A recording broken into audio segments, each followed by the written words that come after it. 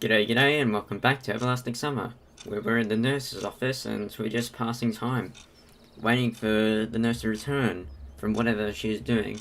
I thought the protagonist wanted to avoid going to the nurse's office, or is it just the nurse's office? I thought he wanted to avoid it. Oh well, carrying on.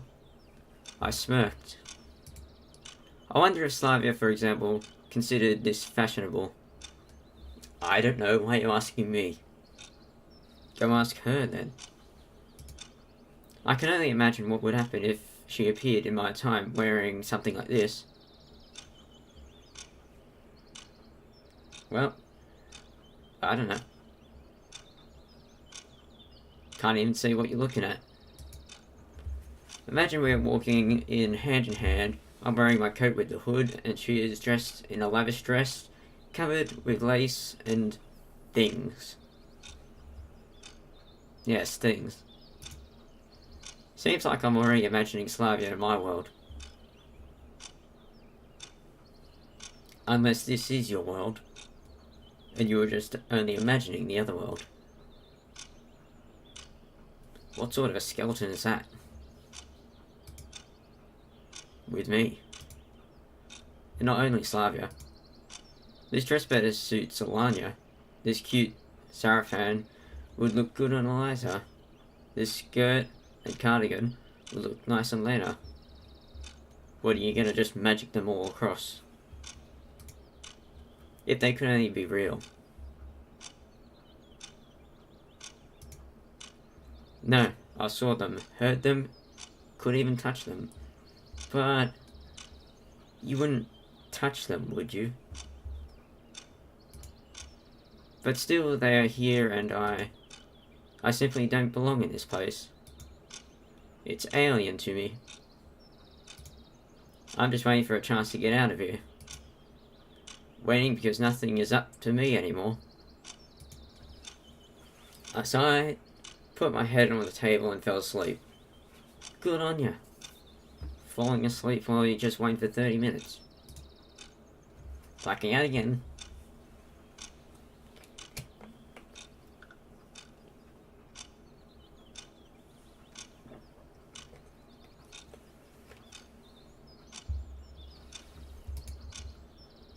And we're awake. I was awoken by the noise of the door opening. Yes, given how loud the door was, I think you would be. Lena stood at the door. Yesterday I promised to help her in the infirmary. My cheeks became scarlet shortly, and I turned away pretending that I'm busy. The nurse isn't here. No, I'll come back later. I'm substituting for her. Since I am responsible for Pioneer's lives, I should do it with full responsibility. Yes, because I'm qualified, I've got my certificates and everything.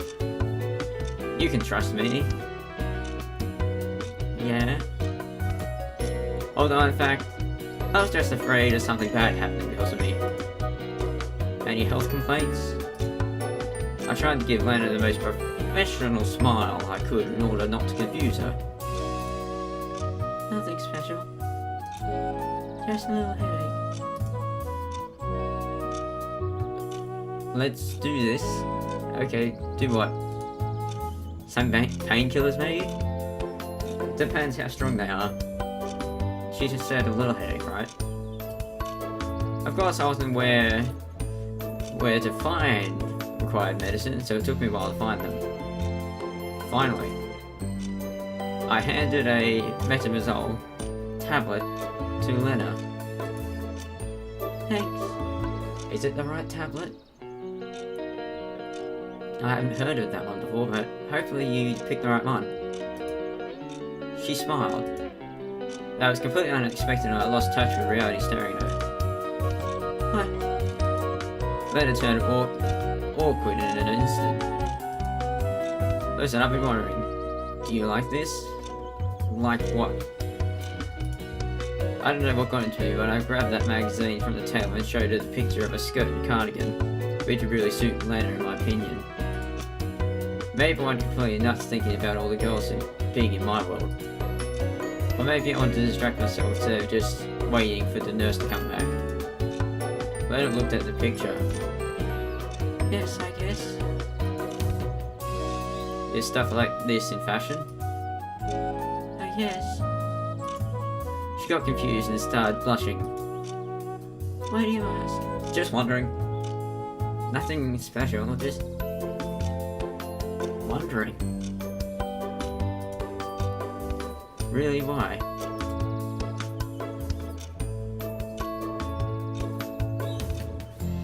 Okay, just think about this for a minute. Should we creep her out? Or should we just say we're curious?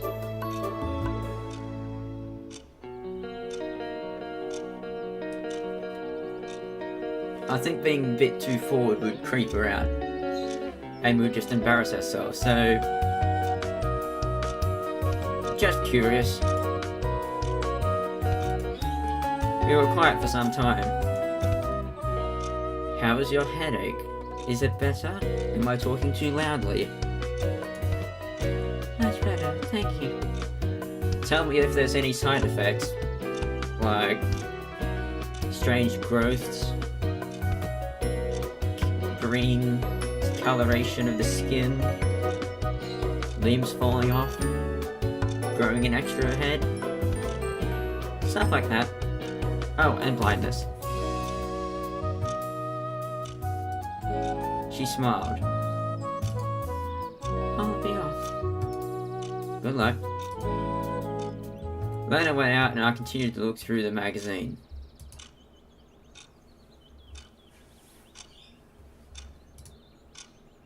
Am I blacking out again? After a while, somebody knocked at the door again. Who is it? Seems that the infirmary is the most popular place to go. Suddenly outside the roleplayer nurse. Well, you just did that, didn't you? Just a male version. And said, I'm in. The door opened and Ulania entered the room. Wow, did I miss the moment when you decided to start knocking? Such politeness. Anything wrong with me knocking? No, not at all. She frowned.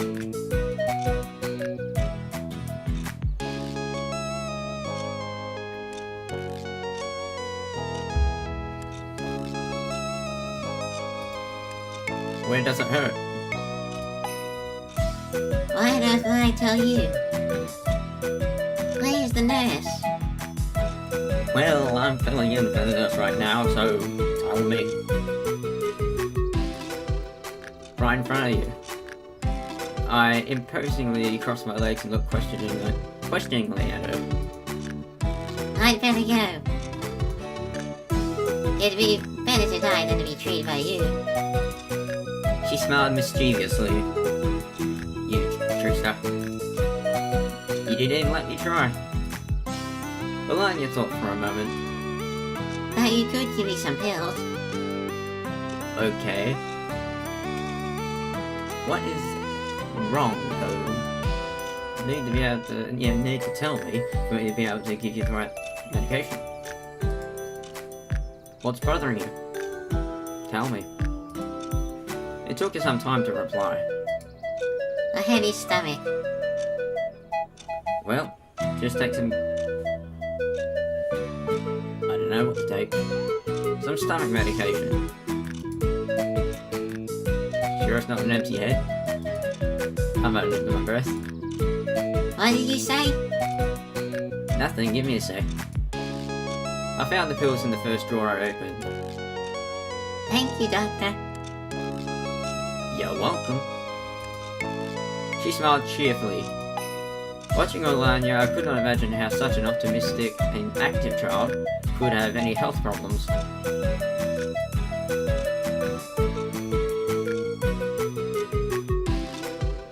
Be professional. Got food poisoning from the canteen? Considering the local cuisine, it's not that surprising. Maybe. She smirked. I see you're still alive and kicking. Well, I'm not complaining. Bye. barging through the door. Melania ran out of the infirmary, slamming the door. Yeah, bye. Oh, and the music stopped. And we blacked out again. Again, I went back to studying Soviet fashion trends. 'Cause nothing better to do. Time passed, but the nurse was still absent. I wasn't searching for Shurik. I wasn't looking for any clues concerning my situation. I was just sitting and flipping through a magazine. Just for a moment, I felt quite satisfied with this situation. So far, everything that has happened here could be seen as just a trip to a summer camp. And if nothing changes anytime soon, then I can start worrying. Again, somebody knocked on the door. Did I miss the outbreak of an epidemic? Maybe. Slavia was standing at the doorway. Hi.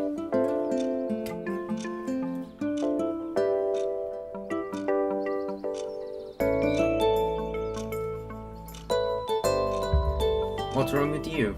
Oh, hi. Isn't the nurse here? Hi. No, she's not here. I'm taking over for today. Great. I'd like... She hesitated. What? No, it's nothing. Strange. I wouldn't even think that such an open person as Slavia would keep something quiet. If there's something bothering you, tell me. That's why I'm here, to treat people. I smiled widely. Carefully you smile, you might creep her out. No. No what? I mean, yes. But no. Hearing that made anything possible, even division by 0. So how can I help you? You. Me? I guess you can't. She smiled and was going to leave, but suddenly stopped. Put on the brakes there. However, could you step out for a minute? Perhaps. Why not? Okay. I stepped out of the infirmary and leaned against the wall. I wonder what might she be doing. Something that I can't even see. After a minute, the door opened and Slavia came out. She was carrying a small bundle. Well, you gotta inquire. What is it? Anything that I need to know about? Nothing. She blushed. Thank you. You're welcome. Slavia ran away. You just gotta run. Seems like I shouldn't have asked. But I did. I looked at the time. It was getting late. I'd read the magazine backwards and forwards, but the nurse still wasn't here. Suddenly the door burst open, and Eliza rushed inside, with a backup metal band just, following her. They all seem to have a different, set of music following them. She looked at me piercingly. What are you doing here? Sitting. I admitted honestly.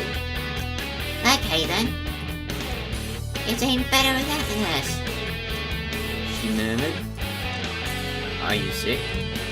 Asked acidly. How do you ask acidly? Do you spit acid out of your mouth or something?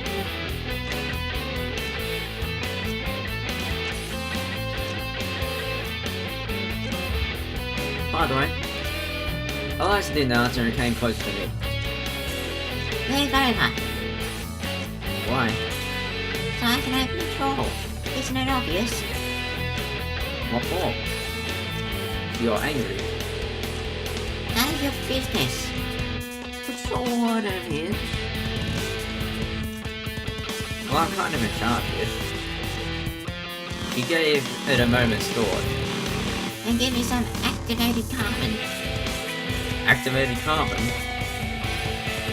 Stomachache? Yeah. She grinned sharply. I got the feeling there was something wrong here.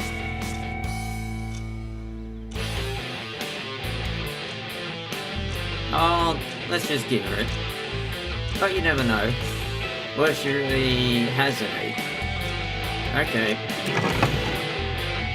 I opened the drawer and got out a packet of activated carbon. Thanks. You're welcome. She wrested it from my hand and ran away. I black out yet again. It was 15 minutes till dinner and the nurse still wasn't back. I guess just leaving a place like this won't do. She asked me to look after it after all. And who knows what might happen if I leave. Though, who would want to steal anything from here? Except for Eliza stealing activated carbon. I opened the magazine again and began flipping through it for the nth time. The fashions of the 80s weren't that fun anyway. Anymore. Yawning got me several times. It was already 6 o'clock, so dinner has already started. Of course I had to be on watch till the end, but my stomach seemed to have its own opinion on the matter. Hang in there. I stood up and steadily headed to the exit. A rustling sound came from behind the door. Could it be someone else who got poisoned? Broke their arm? Or something even worse? I sighed heavily and pulled the doorknob. Is it... what was he called? Shurik? However, there was no one out there. Seems it was just my imagination. I returned inside and instantly noticed that something had changed in the infirmary. To be precise, an apple had appeared on the table. But where from? Fruits can't just materialise from thin air by themselves, can they? Though, in this camp, anything is possible. Chances are someone just bought it here. Maybe Leno wanted to thank me, given that she's all shy and... But wait, how could she just slip past me like that? Leno wouldn't climb through the window after all. So, there must be something else. I was starting to overwhelmed by fear. What if the apple was poisoned? Though why would someone complicate things when I'm here, totally helpless, and can be killed way more easily? Or it might be the apple which Eve tasted in the Garden of Eden. Now you jump to conclusions. In that case, I certainly shouldn't eat it. The same second, my stomach reminded me that it was thereby rumbling traitorously. However, it would take time to close the infirmary to reach the canteen to get food. My stomach is about to eat itself. Oh, you can hold on. There is nothing wrong, I guess. Once again, I tried to remember if the apple was there before. In the end, it must have appeared from somewhere. Maybe it got here through the window. The shutter was slightly open. So someone must have reached in and put it there. Nothing serious, however. Keep alert. You don't want to be in that apple. Negative. Even assuming that this is a normal apple in any case, I shouldn't eat unwashed fruits. Just like that, I found a reason for my fear and put the apple away. It was time to go for dinner. Along the way I ran into Electronic. How's it going? Did you find Shurik? No. Still no sign of him. Don't worry. We'll find him. I'll try to cheer him up. Too much time has passed. I'll just keep on searching. What about dinner? No, finding Shurik is more important. He muttered thoughtfully. Bye. I left him at the crossroads and wished him good luck. Can't just wash him. Pioneers crowded in the doorway. I quickened my pace, trying not to be the last one in line, at least for today. And I was lucky, in the far corner was an absolutely empty table. I took my dinner quickly and sat at the table. Tonight's dinner consisted of fruit, soup, and a pair of buns. This set surprised me at first, but the taste was actually nice. I concentrated on eating. Lena, let's go here. Look, 3 free chairs.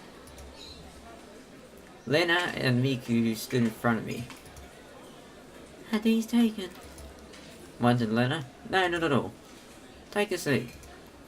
Of course I wish you were alone. Thank you. As soon as Lena said that, Xena jumped out from behind her back. I'll sit here. There are no places left. She said, putting her tray on the table and sitting down, not even waiting for my answer. Sure, make yourself at home. I muttered sorrowfully. What? Nothing. To tell the truth, I want to reduce the whole company to just Lena. Using a voice. Though neither Miku nor Xena were causing much trouble.